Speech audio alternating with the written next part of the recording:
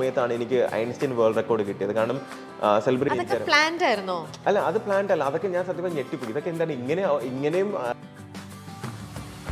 എന്നെ ഇഷ്ടപ്പെടുന്നവർ ഇഷ്ടപ്പെടട്ടെ, അത് ആരും ഇല്ലെങ്കിലും എനിക്ക് എന്നെ ഭയങ്കര ഇഷ്ടമാണ്. അതിൽ ഞാൻ ഹാപ്പിയാണ്. കൂടെ ഒരു സപ്പോർട്ടിംഗ് ഒരു സിസ്റ്റം അങ്ങനെ എന്ന് പറയാൻ അത് ആരായിരുന്നു, അങ്ങനെ ഉണ്ടായിരുന്നു? എൻ്റെ ലൈഫിൽ എപ്പോഴും ഞാൻ എൻ്റെ ഇൻസ്പിറേഷൻ ആയിട്ട് എടുത്തിട്ടുള്ള എൻ്റെ വീഴ്ചകളാണ് എൻ്റെ ഡൗൺഫോൾ. ഡോക്ടർ റോബിനെ ശരിക്കും മിസ് ചെയ്യുന്നുണ്ട്. സൂപ്പർ സ്പെഷ്യാലിറ്റി പേഷ്യൻസിനെ വരെ നോക്കി എല്ലായിടത്തും സംസാരിച്ച് അങ്ങനെയുള്ള ഒരു ഡോക്ടറിന് അതിന് ഞാൻ ഒബ്വിയസ്ലി മിസ് ചെയ്യുന്നുണ്ട്. എൻ്റെ പേരിൽ, എൻ്റെ ബ്രാൻഡിൽ അല്ലെങ്കിൽ എൻ്റെ പേരിൽ എനിക്കൊരു മെഡിക്കൽ സെൻറ്റർ, അത് കഴിഞ്ഞതിന് ശേഷം എൻ്റെ ഒരു ആഗ്രഹമാണ് ഇവിടുത്തെ നാട്ടിലെ പോലത്തെ നമ്മൾ തകർക്കാൻ വേണ്ടിയൊന്നും ആരും ഈ സ്ട്രെസ് അല്ലെങ്കിൽ ഡിപ്രഷൻ അനുഭവിക്കുന്ന ആൾക്കാർക്ക് ഫ്രീ ആയിട്ട് വന്ന് തെറാപ്പി, അത് ഫ്രീ ആയിരിക്കും. അതിൽ ഞാൻ ഒരു ചാർജ് ഞാൻ ചെയ്തില്ല. സ്ട്രെങ്തിന് ഭയങ്കര ഇമ്പോർട്ടൻസ് കൊടുക്കേണ്ട ഒരു സമയമാണ്. കാരണം ഞാൻ ആലോചിക്കും, പലരും ഇപ്പോൾ റീസെൻ്റ്ലി ഉള്ള പല ഇൻഫ്ലുവൻസേഴ്സോ അല്ലെങ്കിൽ ചില ആൾക്കാരൊക്കെ സൂയിസൈഡ് എന്ന കണ്ടു ലൈഫിലെ കാര്യങ്ങൾ. നമ്മുടെ ലൈഫിൽ എന്തൊക്കെ സ്ട്രഗിൾ ഉണ്ടെങ്കിലും എന്തൊക്കെ പ്രശ്നങ്ങളുണ്ടെങ്കിലും നമ്മൾ ചിന്തിക്കേണ്ട ഒരു കാര്യം, അത് നമ്മൾ അക്സെപ്റ്റ് ചെയ്യുക. എനിക്കൊരു popular face of the year award കിട്ടി ദുബൈയിൽ വെച്ചിട്ട്. സോ അപ്പം അത് കിട്ടിയപ്പോൾ ഒരുപാട് സന്തോഷം ഉണ്ടായിരുന്നു. കാരണം എനിക്കൊരു വർഷം കണ്ടിന്യൂസ് ആയിട്ട് ലൈം ലൈറ്റിൽ നിൽക്കണം എന്നൊരു ആഗ്രഹം ഉണ്ടായിരുന്നു. അപ്പോൾ ആ ഒരു ലൈം ലൈറ്റിൽ നിന്നത് കാരണം എനിക്ക് ആ ഒരു അവാർഡ് കിട്ടി. അത് കഴിഞ്ഞതിന് ശേഷം ഈ ഇയർ തുടങ്ങുന്ന സമയത്താണ് എനിക്ക് ഐൻസ്റ്റീൻ വേൾഡ് റെക്കോർഡ് കിട്ടിയത്. കാരണം സെലിബ്രിറ്റീസിൽ ഏറ്റവും കൂടുതൽ ഫാൻസിന്റെ കൂടെ ഏറ്റവും ലിമിറ്റഡ് ടൈമിൽ ഏറ്റവും കൂടുതൽ സെൽഫീസ് എടുത്ത ഒരാളെന്നുള്ള രീതിയിൽ അല്ല, അത് പ്ലാൻഡ് അല്ല. അതൊക്കെ ഞാൻ സത്യം ഞെട്ടിപ്പോയി. ഇതൊക്കെ എന്താണ് ഇങ്ങനെയും റെക്കോർഡ്സ് ഉണ്ടോ എന്നുള്ളത് ഞാൻ ചിന്തിച്ചു പോയി. മനസ്സിലായില്ല. ഞാൻ ദുബൈയിൽ വരുന്നതായിട്ട് അറിയുന്നു. അപ്പോൾ അവരെന്നെ കോൺടാക്ട് ചെയ്യുന്നു. അപ്പോൾ ആദ്യം കോൺടാക്ട് ചെയ്യുമ്പോൾ ഞാൻ വിചാരിച്ചത് എന്താ സംഭവം, ഇത് ഉള്ളതാണോ? പിന്നീടാണ് അറിയുന്നത് അവരെല്ലാവരും റെപ്യൂട്ടഡ് ആയിട്ടുള്ള ആൾക്കാരും അറബ്സും എല്ലാവരും ഇൻക്ലൂഡഡ് ആയിട്ടാണ് എന്ത് ചെയ്തത്, ആ ഒരു ഫംഗ്ഷനും കാര്യങ്ങളൊക്കെ തന്നത്. കാരണം അവിടുത്തെ ഒരു എനിക്കൊന്ന് ഫേമസ് ആയിട്ടുള്ള ഒരു സെലിബ്രിറ്റി, ഒരു എന്താ പറയുക, ഒരു അറബാണ് എനിക്കത് എന്ത് ചെയ്തത്, ആ അവാർഡ് എനിക്കതിൽ ഐൻസ്റ്റീൻ വേൾഡ് റെക്കോർഡ് എന്നുള്ള സംഭവം തരുന്നത്. അപ്പം അതൊക്കെ സത്യം പറഞ്ഞാൽ അൺഎക്സ്പെക്റ്റഡ് ആയിട്ടുള്ള കാര്യങ്ങളാണ്. ഞാൻ ഒരിക്കലും പ്ലാൻ ചെയ്ത് കിട്ടുന്ന ഒരു കാര്യങ്ങളല്ല. മനസ്സിലായില്ലേ? അപ്പം അതൊന്ന്. രണ്ടാമത്തെ കാര്യം, popular face of the year award എനിക്ക് കിട്ടണം എന്ന് ആഗ്രഹിച്ചിരുന്നു ഞാൻ. കാരണം കണ്ടിന്യൂസ് ആയിട്ട് ഒരു വർഷം നിൽക്കാൻ വേണ്ടി ചിലപ്പോൾ നമ്മൾ കണ്ടന്റ്സ് ക്രിയേറ്റ് ചെയ്യേണ്ടി വരും, ചിലപ്പോൾ കോൺട്രവേഴ്സിയിൽ ചെന്ന് പെട്ടുപോകും, ചിലപ്പം ഓട്ടോമാറ്റിക്കലി നമ്മൾ ക്രിയേറ്റ് ചെയ്യേണ്ടി വരും. ഇതൊക്കെ ഞാൻ ഓൾറെഡി പറഞ്ഞ കാര്യങ്ങളാണ്. കാരണം ഞാൻ ഒരു സ്ഥലത്ത് നല്ലവനായ ഉണ്ണിയാണ്, ഞാൻ പെർഫെക്റ്റ് ആണ്, ഞാൻ ഓക്കെയാണ്, ഞാൻ നല്ലൊരു വ്യക്തിയാണ് എന്ന് ഒരിക്കലും പറഞ്ഞിട്ടില്ല. കാരണം എല്ലാം പോസിറ്റീവും നെഗറ്റീവും ഉള്ളൊരു സാധാരണ വ്യക്തിയാണ് ഞാൻ. അപ്പം എല്ലാം ഞാൻ അക്സെപ്റ്റ് ചെയ്യുന്ന ഒരാളാണ്. ഞാൻ ചെയ്ത കാര്യങ്ങളെല്ലാം അക്സെപ്റ്റ് ചെയ്യും. കാരണം അതൊന്നും പറഞ്ഞ് എന്നെ ആരും തൂക്കിക്കൊല്ലാനൊന്നും പോകണില്ല. ഇപ്പം നിങ്ങൾക്കിപ്പം എന്നെ ആ രീതിയിലാണ് ജഡ്ജ് ചെയ്യുന്നെങ്കിൽ ഇറ്റ്സ് അപ് ടു യു. എനിക്കിപ്പോൾ എല്ലാവരെയും എന്നെ ഇഷ്ടപ്പെടുത്തിക്കാൻ പറ്റത്തില്ല. എന്നെ ഇഷ്ടപ്പെടുന്നവർ ഇഷ്ടപ്പെടട്ടെ. അതിപ്പം ഇത്ര പേര് എന്നെ ഇഷ്ടപ്പെടണം അതൊന്നുമില്ല. അതിപ്പോൾ ഒരാളാണെങ്കിലും കുഴപ്പമില്ല. ഇനി ആരും ഇല്ലെങ്കിലും എനിക്ക് എന്നെ ഭയങ്കര ഇഷ്ടമാണ്. അതിൽ ഞാൻ ഹാപ്പിയാണ്, സാറ്റിസ്ഫൈഡ് ആണ്. കാരണം എൻ്റെ ലൈഫിൽ ഞാൻ എന്തൊക്കെയുണ്ടോ അതിൽ ഞാൻ സാറ്റിസ്ഫൈഡ്. അതുകൊണ്ടാണ് എനിക്ക് അടുത്ത സ്റ്റെപ്പിലേക്ക് പോകാനായിട്ട് പ്ലാൻ ചെയ്യുന്നത്. സോ ഒരു ബ്രേക്ക് എടുത്തതിന് ശേഷം ഞാൻ പിന്നെ അടുത്തത് ആലോചിച്ചെന്ന് വെച്ച് കഴിഞ്ഞാൽ ദുബൈയിൽ ഗോൾഡൻ വിസ കിട്ടുന്ന ഒരു കാര്യം. അപ്പം ഞാൻ ഈ popular face of the year award മേടിച്ച ടൈമിൽ എനിക്ക് ഗോൾഡൻ വിസയ്ക്ക് വേണ്ടി ഇഷ്യൂ ചെയ്തായിരുന്നു. ആക്ച്വലി 14 ഡേയ്സിൽ തന്നെ അത് സാങ്ഷനായി. അപ്പോൾ അവരെൻ്റെ അടുത്ത് പറഞ്ഞ ഒരാഴ്ച ഇവിടെ നിന്ന് കഴിഞ്ഞാൽ അതുകൊണ്ട് മേടിച്ചുകൊണ്ട് പോകാം. അപ്പോൾ എനിക്ക് റിട്ടേൺ ടിക്കറ്റ് ഉള്ളതുകൊണ്ട് ഞാൻ ഇനി വന്നിട്ട് ഞാൻ പിന്നെ വരാമെന്ന് പറഞ്ഞാൽ ഞാൻ മടി കാരണമാണ് ഞാൻ പോകാതിരുന്നത്. അപ്പോൾ ഞാൻ പിന്നെ ഒരു പ്രൊഫൈലൊന്നും ലോ പ്രൊഫൈൽ ആക്കി വെച്ചതുകൊണ്ട് പിന്നെ കുറേ പേര് ഹേറ്റേഴ്സ് പറഞ്ഞു തുടങ്ങി, ഇതേപോലെ റോബിന് ഗോൾഡൻ വിസ റിജക്റ്റ് ആയി, റോബിന് കിട്ടത്തില്ല, അങ്ങനെയാണ് ഇങ്ങനെയാണ്, പിന്നെ എന്തോ റോബിന് എന്തോ ട്രാവൽ ബാൻ ഉണ്ടെന്നോ എന്തൊക്കെ ഇങ്ങനെ പറഞ്ഞുണ്ടാക്കുന്നുണ്ടായിരുന്നു. ഞാൻ ഇതൊക്കെ എന്താണ് പ്രശ്നം? എല്ലാവരും എന്തിനാ മറ്റുള്ളവർ പറയുന്ന ഈ കമന്റ്സ് മറ്റുള്ളവർ ഞാൻ നോക്കുന്നില്ല. ഞാൻ പറയട്ടെ ഇതെന്ന് പറയുന്നത് ഒരു ഔട്ട്ലൈൻ എന്നുള്ള രീതിയിൽ മാത്രമേ ഞാൻ അറിയുന്നുള്ളൂ. ഇതിന്റെ ഇൻഡെപ്ത് ആയിട്ട് പോയിട്ട് ഞാൻ എന്റെ കമന്റ് ആണ് എന്താ ആരാ പറഞ്ഞതെന്ന് ഞാൻ അറിയുന്നില്ല. കാരണം എനിക്കൊരു ക്ലോസ് ആയിട്ടുള്ള 1-2 പേരെടുത്ത് ഞാൻ പറഞ്ഞിട്ടുണ്ട്. കാരണം എനിക്ക് എന്റെ ഫോൺ നമ്പർ ആകെ ഒരു 10-20 പേർക്കേ ഉള്ളൂ. കാരണം ഒരുപാട് പേർക്ക് കൊടുത്തിട്ടില്ല. ഈ പറഞ്ഞ ആൾക്കാരുടെ അടുത്തും എൻ്റെ അടുത്ത് നെഗറ്റീവ് കാര്യങ്ങൾ പറയരുത്. പിന്നെ ലൈക്ക് എന്താ പറയാ, അത്രയും വലിയ തെറ്റൊന്നും ഞാൻ ചെയ്യുന്നില്ല. പിന്നെ എന്താണെന്ന് വെച്ചാൽ ചിലരടുത്ത് ഞാൻ 1-2 പേരെടുത്ത് എന്താണ് സോഷ്യൽ മീഡിയ നടക്കുന്നതെന്ന് അനലൈസ് ചെയ്ത് എൻ്റെ അടുത്ത് പറയണമെന്ന് പറയും. എന്നാലും എനിക്ക് എന്ത് ചെയ്യാൻ പറ്റും, അതിനനുസരിച്ച് കാര്യങ്ങൾ മുന്നോട്ട് നീക്കാൻ പറ്റും.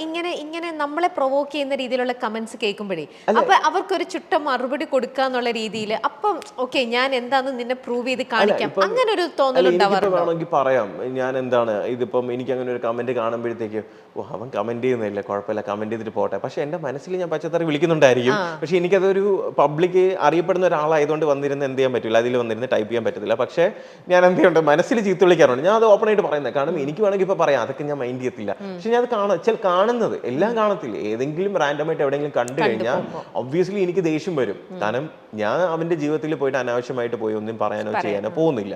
അവന്റെ ലൈഫിൽ അവൻ ഫ്രസ്ട്രേറ്റഡ് ആണെന്നുണ്ടെങ്കിൽ അത് തീർക്കേണ്ടത് എന്റെ കമന്റ് സെക്ഷനോ അല്ലെങ്കിൽ എന്നെ പറ്റി പറഞ്ഞിട്ടല്ല.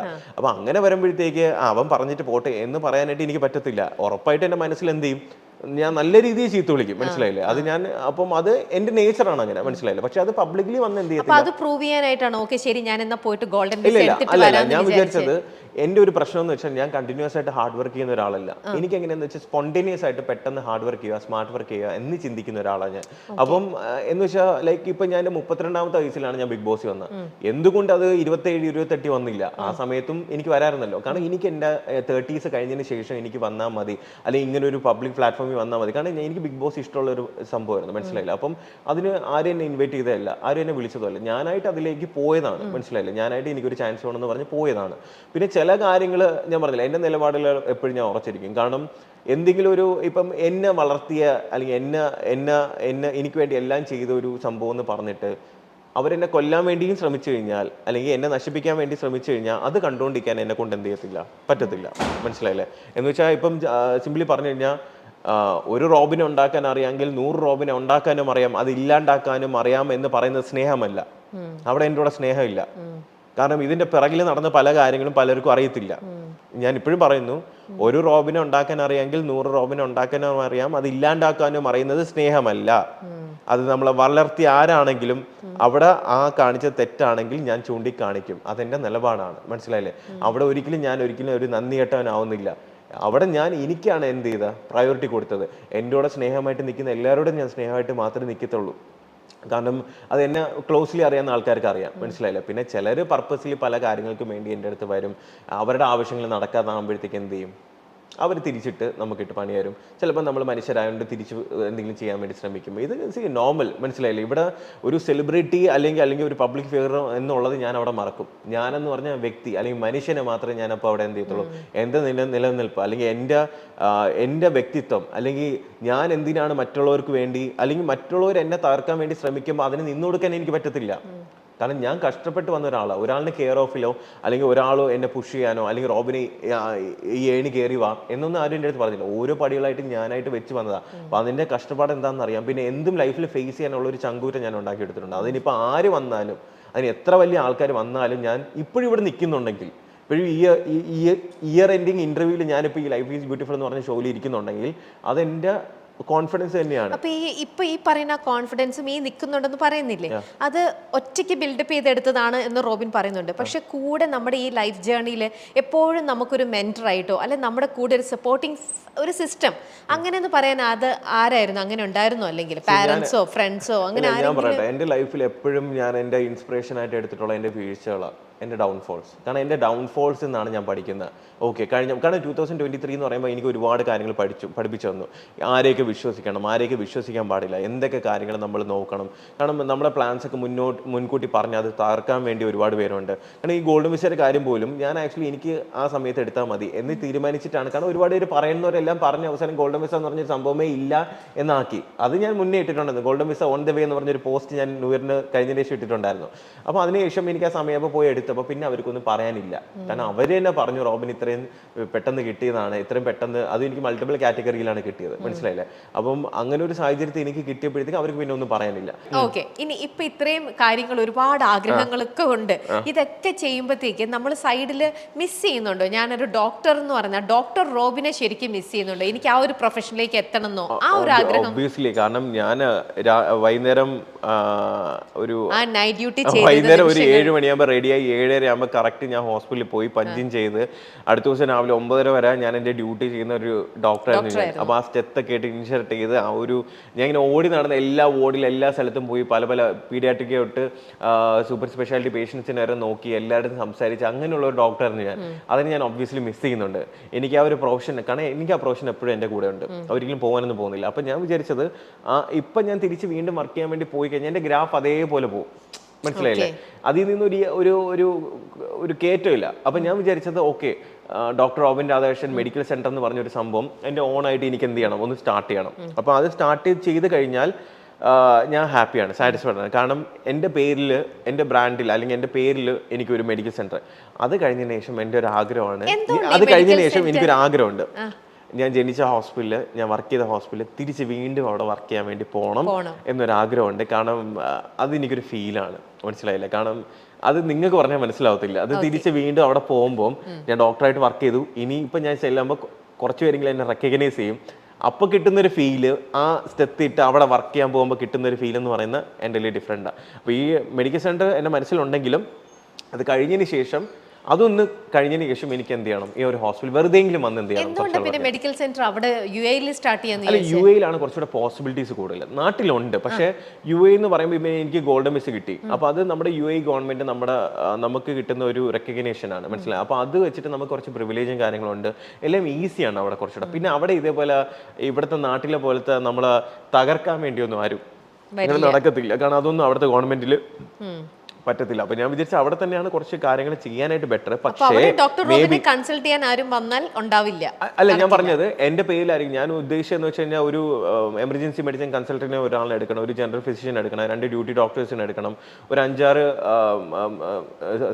നഴ്സ് സ്റ്റാഫിനെ എടുക്കണമെന്നുണ്ട്, പിന്നെ 2 റിസപ്ഷനിസ്റ്റ്, പിന്നെ ഒരു സെക്യൂരിറ്റി. ഇങ്ങനെയുള്ള ഒരു അപ്ഗ്രേഡഡ് ആയിട്ടുള്ള ഒരു പ്രൈമറി ഹെൽത്ത് സെന്റർ പോലത്തെ ഒരു മെഡിക്കൽ സെന്റർ അവിടെ സെറ്റപ്പ് ചെയ്യണമെന്നൊരു ആഗ്രഹമുണ്ട്. അറ്റ് ദി സെയിം ടൈം അവിടെ ഈ സ്ട്രെസ് അല്ലെങ്കിൽ ഡിപ്രഷൻ അനുഭവിക്കുന്ന ആൾക്കാർക്ക് ഫ്രീ ആയിട്ട് വന്ന് തെറാപ്പി, അത് ഫ്രീ ആയിരിക്കും. അതിൽ ഞാൻ ഒരു ചാർജ് ഞാൻ ചെയ്തില്ല. കാരണം നമ്മുടെ ഹെൽത്ത്, ഫിസിക്കൽ ഹെൽത്ത് പോലെ നമ്മുടെ മെന്റൽ സ്ട്രെങ്തിന് ഭയങ്കര ഇമ്പോർട്ടൻസ് കൊടുക്കേണ്ട ഒരു സമയമാണ്. കാരണം ഞാൻ ആലോചിക്കും, പലരും ഇപ്പോൾ റീസെൻ്റ്ലി ഉള്ള പല ഇൻഫ്ലുവൻസേഴ്സോ അല്ലെങ്കിൽ ചില ആൾക്കാരൊക്കെ സൂയിസൈഡ് എന്നൊക്കെ കണ്ടു ലൈഫിലെ കാര്യങ്ങൾ. അപ്പോൾ അവർ ആലോചിക്കേണ്ട, ഇത്രയും ഡീഗ്രേഡിങ്ങും ഇത്രയും കാര്യങ്ങളും ഇത്രയും ഇതെല്ലാം സഫർ ചെയ്തിട്ട് ഞാൻ ഇപ്പോഴും ഇവിടെ വന്നിങ്ങനെ ഇരിക്കുന്നുണ്ടെങ്കിൽ നിങ്ങൾ അത് മാത്രം ആലോചിച്ചാൽ മതി. കാരണം ഞാൻ അനുഭവിച്ചതിൻ്റെ 10-1 പോലും നിങ്ങൾ എന്ത് ചെയ്യുന്നുണ്ടായിരിക്കില്ല, നിങ്ങൾ അനുഭവിക്കുന്നുണ്ടായിരിക്കത്തില്ല. അപ്പം നമ്മുടെ ലൈഫിൽ എന്തൊക്കെ സ്ട്രഗിൾ ഉണ്ടെങ്കിലും എന്തൊക്കെ പ്രശ്നങ്ങളുണ്ടെങ്കിലും നമ്മൾ ചിന്തിക്കേണ്ട ഒരു കാര്യം, അത് നമ്മൾ അക്സെപ്റ്റ് ചെയ്യുക. നമ്മുടെ പ്രശ്നങ്ങളോ അല്ലെങ്കിൽ നമ്മുടെ പ്രോബ്ലംസ് അക്സെപ്റ്റ് ചെയ്യുക. എന്നിട്ട് അടുത്തത് എന്താണ് വഴിയെന്ന് നമ്മൾ ഇരുന്ന് ചിന്തിച്ച് അതിന് വേണ്ടിയുള്ളത് വർക്ക് ചെയ്യുക. അല്ലാതെ നമ്മൾ അവിടെ തന്നെ ഇരുന്ന് കഴിഞ്ഞാൽ ഇരുന്നു പോകും. മനസ്സിലായില്ല? അത്രേ ഉള്ളൂ. മോട്ടിവേഷണൽ ക്ലാസ് എടുക്കാൻ പറ്റിയ ഒരാൾ. അല്ല, ഞാൻ ഇതിന് മുന്നേ മോട്ടിവേഷൻ ആക്ച്വലി ചെറുതായിട്ട് ചെയ്യുന്നുണ്ടായിരുന്നു, കോളേജിലൊക്കെ പോയി ചെയ്യുന്നുണ്ടായിരുന്നു. അപ്പം തിരിച്ച് ഞാൻ പറയാം, അങ്ങനെയുള്ള ആൾക്കാരോട് സംസാരിക്കുമ്പോഴേ നമുക്ക് അങ്ങനെ വരത്തുള്ളൂ. ഇപ്പം അത് ഓരോ ആങ്കർ അനുസരിച്ച്. മുമ്പൊക്കെ ഞാൻ കണ്ടന്റ് കൊടുക്കണമെന്നുള്ളതുകൊണ്ട് എനിക്കറിയാം ഏത് കണ്ടന്റ് എവിടെ ക്ലിക്ക് ആവും, എങ്ങനെ പോകണമെന്ന് അറിയാം. ഇപ്പൊ എനിക്ക് കണ്ടന്റിന്റെ ആവശ്യമില്ല. കാരണം എന്റെ ഞാൻ പ്രീ പ്ലാൻഡാ. ഇപ്പൊ ഈ ഒരു ഇന്റർവ്യൂവിൽ വരുമ്പോൾ തന്നെ ലൈഫ് ഈസ് ബ്യൂട്ടിഫുൾ ആണ്. അപ്പൊ ലൈഫ് ഈസ് ബ്യൂട്ടിഫുളിനെ പറ്റി ഒരു ചോദ്യമായിരിക്കും ആദ്യമായിട്ട് ചോദിക്കുന്നത് എന്ന് എനിക്കറിയാം. സോ അപ്പം ഞാൻ എന്തായിരിക്കും പറയുന്നതെന്നുള്ളത് വരെ ഞാൻ ചിന്തിക്കാറുണ്ട്. മനസ്സിലായില്ലേ? ഈ ഒരു ഷോയിൽ ഇവിടെയാണ് ഞാൻ ഇരിക്കേണ്ടത്, ഈ ഒരു പ്രൊഫൈലാണ് എനിക്ക് വേണ്ടതെന്ന് പോലും എനിക്ക് അറിയാനുണ്ട്. അത് മാത്രമല്ല രമ്യക്ക് അറിയാത്ത വേറൊരു കാര്യം കൂടെ, റമ്മി ബ്ലാക്ക് ഡ്രസ് ഇട്ടത് ഞാൻ പറഞ്ഞിട്ടാണ് അപ്പൂ ഇട്ടത്. അറിയാവോ? അല്ല, ഞാൻ പറയട്ടെ, ഈ ലൈഫിൽ ഇപ്പൊ പ്രീ പ്ലാനിങ് ആയിട്ട് കാര്യങ്ങൾ നടന്നു. പ്രീ പ്ലാനിങ് അല്ലാതെ ഒരു ലൈഫിൽ ഒരു കാര്യം വന്നു കഴിഞ്ഞാൽ, അതും ഏറ്റവും കൂടുതൽ നമുക്ക് എന്താ പറയാ, വളരെ സീരിയസ് ആയിട്ടുള്ള ഒരു സിറ്റുവേഷൻ വന്നാൽ, അപ്പൊ അത് ഹാൻഡിൽ ചെയ്യാൻ ശരിക്കും ബുദ്ധിമുട്ട് വരും തോന്നുന്നുണ്ടോ? സീരിയസ് ആയിട്ടുള്ള ഒരു ഇഷ്യൂ അല്ല, ഇപ്പൊ എല്ലാം പ്രീ പ്ലാനിങ് ആയിട്ടാണല്ലോ കാര്യങ്ങളെല്ലാം നിൽക്കുന്നത്. ഞാൻ ഉടുത്തിരിക്കുന്ന ബ്ലാക്ക് സാരി വരെ അങ്ങനെയല്ല. ആക്ച്വലി പ്രീ പ്ലാൻഡ് ആയിട്ട് പല കാര്യങ്ങളും ചെയ്തു കഴിഞ്ഞാൽ ചിലപ്പോൾ അത് സക്സസ്ഫുൾ ആവണമെന്നില്ല. പക്ഷെ നമുക്ക് നടക്കാവുന്ന കാര്യങ്ങൾ, മനസ്സിലായില്ലേ? അല്ല, ഞാൻ ചോദിക്കുന്നത് പ്രീ പ്ലാനിങ് ചെയ്യാതെ പെട്ടെന്ന് ലൈഫിൽ വലിയൊരു സംഭവം വന്നു കഴിഞ്ഞാൽ അതിനെ അപ്പം ഫേസ് ചെയ്യാനുള്ള ആ ഒരു ഇത് അതുണ്ടാവുമോ? ഇത്രയൊക്കെ ഫേസ് ചെയ്തില്ലേ, ഇത്രയൊക്കെ വന്നോണ്ട് എന്ത് വന്നാലും വരട്ടെ. ഇപ്പൊ ഞാനൊരു ക്രിമിനൽ ക്രൈം ഒന്നും ചെയ്യാൻ പോകുന്നില്ല. എന്താ വെച്ചാൽ ഒരാളെ കൊല്ലാനോ അല്ല പിടിച്ചു പറിക്കാനോ അല്ലെങ്കിൽ അത്രയും വേഴ്സ്റ്റ് ആയിട്ടുള്ള കാര്യങ്ങളൊന്നും ഞാൻ എൻ്റെ ലൈഫിൽ ചെയ്യാൻ വേണ്ടി പോകുന്നില്ല.